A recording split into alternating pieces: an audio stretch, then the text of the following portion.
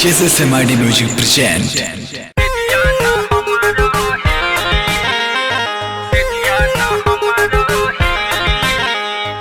recording by SMID Music Lakshmipur।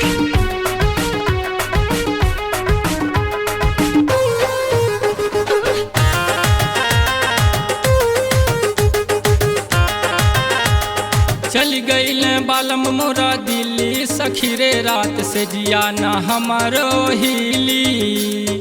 चल गईल बालम मोरा दिल्ली सखी रे रात से जिया न हमारो हिली। खुलल बकेवाड़ी के किली सखी रे रात से जिया न हमारो हिली।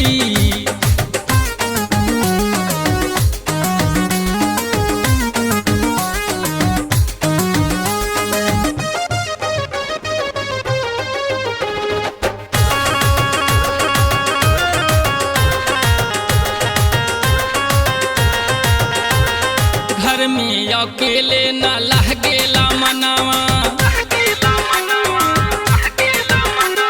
सुतला में गजबे हो देखी सपनावा। घर में अकेले न लह गेला मनावा, सुतला में गजबे हो देखी सपनावा। सलावरवा गड़े जैसे तीली सखी रे रात से जिया न हमारो हिली। खुलल बकेवाड़ी के किली सखी हो रात से जिया न हमारो हिली।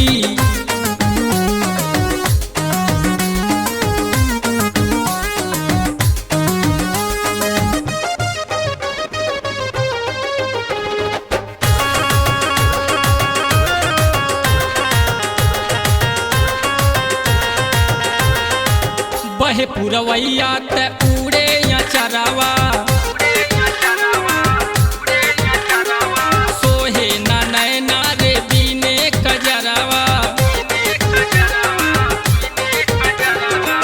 बहे पुरवैया ते उड़े या चरावा, सोहे ना नैना रे बीने कजरावा। बाऊ दासल जो बन कहिया खिली सखी रे रात से जिया ना हमारो हिली। खुलल बकेवाड़ी के किली सखी रे रात से जिया ना हमारो हिली।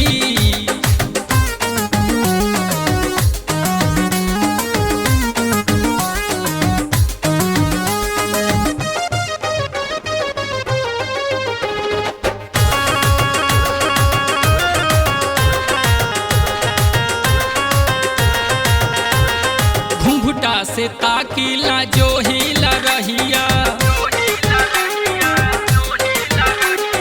यादव वीरेंद्र बालम आई है कहिया। घुंघटा से ताकीला जो हिला रहिया, यादव वीरेंद्र बालम आई है कहिया। रोज सपना में होई जाई कीली सखी रे रात से जिया न हमारो हिली।